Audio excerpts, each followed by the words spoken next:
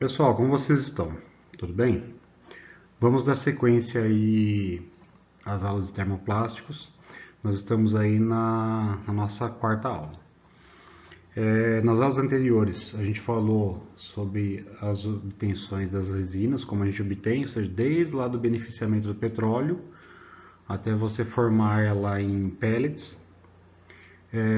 Falamos um pouco sobre as resinas olefínicas, que são as resinas de commodities, né? Ou seja, as resinas mais em conta no mercado. E começamos a falar um pouco sobre as resinas estirênicas, tanto a resina comum quanto também o que? As resinas copolímeras. Nessa aula a gente vai começar a falar o que? Sobre outros dois grupos de resinas. O primeiro grupo, alguns já conhecem aí por trabalhar, que são os compostos do PVC. Então, ou seja, o PVC nada mais é do que o policloreto de vinilo. Então, ou seja, aqui nós temos o que? A estrutura do PVC, a estrutura, o mero do PVC, e aqui a gente tem o que? Como é formada a cadeia, então, ou seja, a cadeia do policloreto de vinilo. É feito como? Então, ou seja, ele quebra essa cadeia interna aqui, essa ligação dupla, e aí ela passa para as extremidades para poder fazer a ligação, a polimerização. O que acontece? O PVC, a gente fala que é um dos materiais mais versáteis de se trabalhar. Como assim, material mais versátil? Mais versátil, né? Não sei se vocês lembram da visita lá na Astra, que onde foi mostrado como é feito a mistura, a formulação do PVC. Por quê? Eu posso deixar o PVC do jeito que eu quero. Ponto mais importante, eu posso deixar ele mais maleável, mais flexível, posso deixar rígido. Como que eu chego nessa formulação? Uma outra coisa importante, eu posso aditivar esse material, posso colocar plastificante, lubrificante, estabilizante, pigmentação. Então, ou seja, eu deixo ele como eu quero. Parte mais importante, quem define, como eu vou definir o material que eu quero? Lembrando, é sempre o que? As características que o meu produto final vai ter. Se o meu produto vai ser mais flexível, por exemplo, um engate para água, ou seja, aquele caninho para ligar a água nas torneiras, ele tem que ser flexível, porque você tem que dobrar ele para todo lado. Se for um cano externo para água, ele já tem que ser mais rígido, porque se ele for muito flexível, a pressão da água vai poder romper o material. Então, ou seja, de acordo com as características do meu produto final, eu vou aditivar esse material para ele melhorar. Quais são as principais propriedades do PVC, né? Então, o que você tem? Basicamente, a gente tem o quê? A gente não pode generalizar as propriedades. Como eu estava falando anteriormente, o PVC, eu formulo ele como eu quero. E o que isso implica? De acordo com a formulação, eu vou mudar a propriedade mecânica do material. Então, ou seja, eu não posso falar como, por exemplo, num PP. O PP eu sei, as características do PP são essas. Agora, por exemplo, o PVC não. Eu não posso dizer que o PVC rígido é assim, PVC com polímero é assim. Por quê? Você muda essa formulação conforme você precisa. Mas lógico, você tem o quê? Você tem uns valores aproximados para você ter uma referência de como se comporta um material mecanicamente. Então, por exemplo, aqui ó, a gente tem o PVC rígido. O PVC rígido, ele começa o quê? A amolecer em 80 graus. Quanto ele se alonga até romper? 5%. Resistência à tração. Então, ou seja, se eu colocar uma amostra do material numa máquina de tração e começar a estirar, ele vai se romper com 58 megapascal aí. Densidade, que nem a gente estava falando, ó, a densidade do material ele muda. Então, por exemplo, PVC rígido, ele tem 1,4 gramas por metro cúbico. O PVC, o copolímero de PVC 1,13 e o PVC flexível 1,31. Resistência à tração, então, ou seja, 50, quanto mais flexível, menor vai ser essa resistência. Em contrapartida, então, ou seja, material mais flexível, menor resistência, melhor vai ser o que? O seu alongamento. Então, ou seja, essa propriedade aqui, resistência à tração e alongamento à ruptura, elas são proporcionais. Então, ou seja, uma é pior no flexível, a outra é melhor. E aqui fica ao contrário. Tá? Quais são as aplicações do PVC? Como a gente já falou anteriormente, né? Ele é um material muito versátil. Então, ou seja, eu posso aplicar ele em materiais de todas as indústrias. Hoje ele é muito utilizado o quê? Na construção civil, principalmente na parte de tubulação. Então, ou seja, tubulação para esgoto, tubulação para água, ele é muito utilizado nessa região. Revestimento de fios elétricos pode ser feito em PVC. Então, ou seja, cada um deles tem a sua aplicação. Então, por exemplo, aqui, ó, o flexível, que nem eu falei anteriormente, ele é utilizado aqui em revestimento de cabo. Eu posso utilizar ele em forma de filme para substituir o couro aí também. Mangueiras de jardim, embalagem de alimento, e eu posso utilizar o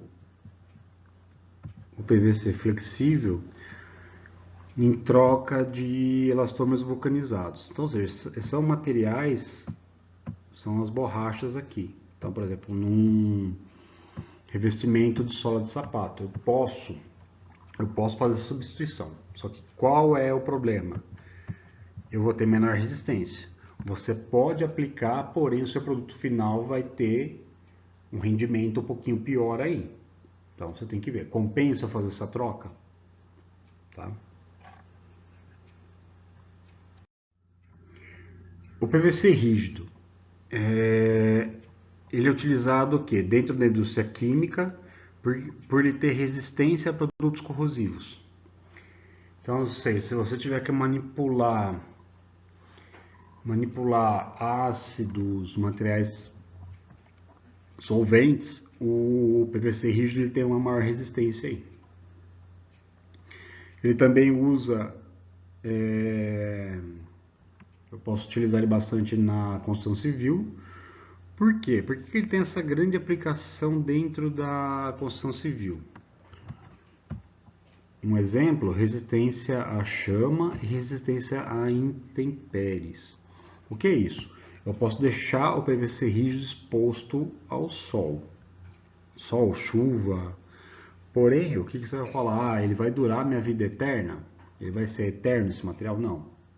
Lógico. O ideal é que você faça o quê? Você aditive ele com um anti-UV, então, ou seja, um aditivo aí com ultravioleta. Para quê? Para que ele tenha uma maior resistência. Mas nada impede de eu estar deixando esse material dentro do sol aí também. Eu posso usar ele em esquadrias, tá? Esquadria e revestimento. Então você tem uma aplicação maior aí também. Lembrando, a gente pode usar o forro, você usa PVC para forro aí também. Uma outra situação, eu posso usar ele para embalagem de óleo, embalagem de suco de fruta, detergente e brinquedos e outras aplicações aí. Pessoal, falando aí das poliamidas, o que nós temos? Nós temos diferentes tipos de poliamidas. Uma delas, poliamida 6. A poliamida 6, qual que é a principal característica dela? O que nós vamos observar? O que é importante para nós aqui no nosso dia a dia? As características de cada um dos materiais. Então, por exemplo, o PA6, ele vai ser o quê? Ela é dura e resistente. Então, ou seja, o que ela vai permitir? Eu posso utilizar para filamento, porque nem está destacado aqui embaixo, ó. Fabricação de corda, filamentos de rede para a indústria da pesca, reforço de solado de calçado. Então, ou seja, você tem diferentes aplicações. Então, ou seja, são aplicações que você requer força, impacto. Eu posso utilizar também o que? Dentro da indústria automotiva, principalmente em peças que estão mais próximas do motor. Tá? O que vai acontecer?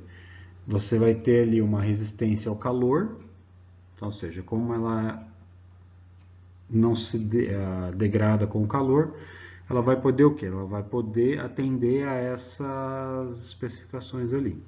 Como que é obtido?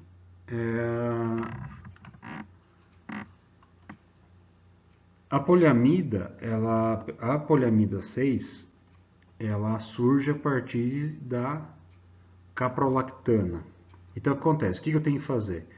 Você tem que quebrar esse anel aqui. Então, ou seja, a hora que eu quebro esse anel, tá vendo? Você tem um anel aqui que é a ligação, o mero da caprolactana. O que você faz? Você tem que quebrar esse anel, tá? Ou seja, você vai abrir o anel aqui, ó, tá vendo? Essa cadeia linear nada mais é do que você pegar o anel da caprolactana e quebrar ele e esticar. E aí o que acontece? Um ponto importante.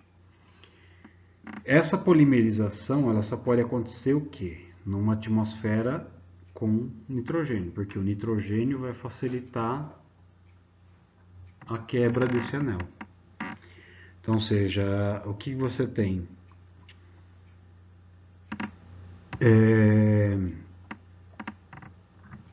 Você tem que ter uma atmosfera propícia para a polimerização, senão ela não vai funcionar.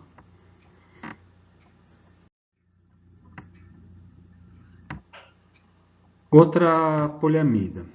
Aqui eu estou destacando a poliamida 610 e 612 porque elas possuem características semelhantes. Então, ou seja, elas possuem as mesmas características aqui. Então, primeira, baixa absorção de umidade. Então, ou seja, dentre as poliamidas, elas são, tanto a 610 quanto a 612, são as que menos absorvem. Isso aqui vai permitir o quê? Estabilidade dimensional.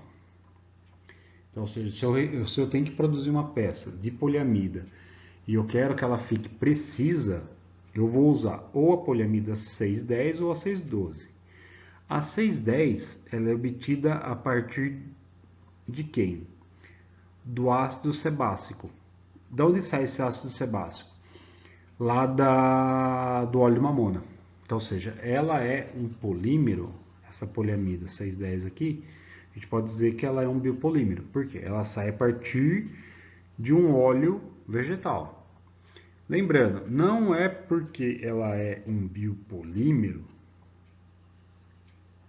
que ela é 100% degradável, tá?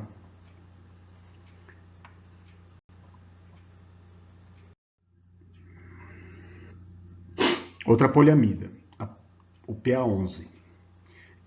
Ela também tem o quê? Lembrando, a PA10, ela tinha o quê? Baixa absorção de umidade. A PA11, ela vai ter o quê? Muito baixa absorção. Então, ou seja, ela vai ter menos água, ela vai incorporar menos água dentro da sua formulação aí. Ela vai apresentar, se comparado com o PA6, que é a primeira que a gente viu lá em cima, ela vai apresentar uma menor rigidez e vai ter maior resistência ao impacto. Então, ou seja, eu posso derrubar um produto feito de PA11 no chão que ele não vai quebrar. Um outro ponto importante. O APA11 ela também é produzido em cima do óleo de mamona, tá? E o que a gente tem? O que é importante? A quantidade de carbono presente dentro desse óleo aí. Então, ou seja, isso aqui vai interferir quanto a quantidade de carbono que tiver no material plástico, ele vai interferir diretamente em quem? Nas propriedades dos próprios materiais. Onde que eu uso essa PA11? Então, por exemplo, linha de combustível, automotivo, tubulação de freio, revestimento de cabos elétricos, revestimento de cupim, né, que tem alguns cupins que consomem a camada protetora isolante dos cabos elétricos aí também. Tubos de gás, calçado esportivo, entre outras aí. Aqui um ponto importante que eu estava falando lá da PA10, ó. Tanto o PA10 quanto o PA11, elas são bioplásticos. Por que são bioplásticos? Elas são extraídas a partir de um óleo vegetal, mas elas não são biodegradáveis. Então, ou seja, se eu tentar deixar ela na natureza, ela vai demorar um bom tempo para se degradar igual os demais plásticos. Então, ou seja, não vamos confundir um material à base de um óleo vegetal que ele é biodegradável. Lembrando, para ele ser biodegradável, ele depende de outros fatores ali também. Outra poliamida, a poliamida 12. Ela tem resistência à corrosão, ou seja, ela tem menor absorção de umidade se comparado com a PA11 e tem maior resistência à corrosão. O que isso permite? Isso aqui vai mudar as aplicações delas. Então, ou seja, de acordo com essas características que a gente tem aqui em cima, elas vão interferir o quê? Na aplicação de cada uma das poliamidas. Ela é que vai ter a menor absorção de água, então, ou seja, entre todas as poliamidas, ela é que menos precisa ficar passando por estufamento. Onde eu vou usar isso daqui? Em itens que eu precise ter resistência à temperatura. Então, ou seja, a gente já está falando aqui como se fosse um plástico de engenharia. É um plástico desenvolvido para atender requisitos específicos da engenharia. Nesse caso aqui, a gente está falando o quê? Resistência à temperatura. Então, ou seja, componentes, às vezes eu tenho que passar uma linha de distribuição de fluido, por exemplo, próximo de um motor de um escapamento, eu posso aplicar esse tipo de poliamida. Pessoal, aqui é a fórmula estrutural básica das poliamidas. Então, que você tem nitrogênio, oxigênio, carbono e hidrogênio. E você tem o que? Um radical livre dentro das poliamidas. Então, ou seja, de acordo com a poliamida, essas cadeias metilênicas vai mudar. Então, ou seja, aí de acordo com cada uma vai mudar um pouquinho aqui. Isso aqui interfere na propriedade de cada dos produtos finais aí. Pessoal, aqui um comparativo, tá, entre as poliamidas. Por quê? Esse comparativo, qual é a importância? Por que é importante eu ter esse comparativo? Para você poder escolher qual delas eu vou usar e onde eu vou aplicar. Então, por exemplo, peso específico. Se você pegar o PA11, ela que vai ter menor peso específico, então, ou seja, ela vai ser mais leve. Porém, o que vai acontecer? A resistência dela diminui. Por exemplo, PA66, a PA6.6, ela vai ter o quê? A menor resistência à tração. Questão de alongamento, PA6, então, ou seja, ela é mais flexível. Então, ou seja, de acordo com essas características, eu vou aplicar o material correto nos mais diversos produtos que nós temos aí no nosso dia a dia. Pessoal, depois eu vou estar deixando uma atividade aí para vocês, para a gente poder fixar os conteúdos aí e espero que vocês tenham gostado da aula. Obrigado e até a próxima.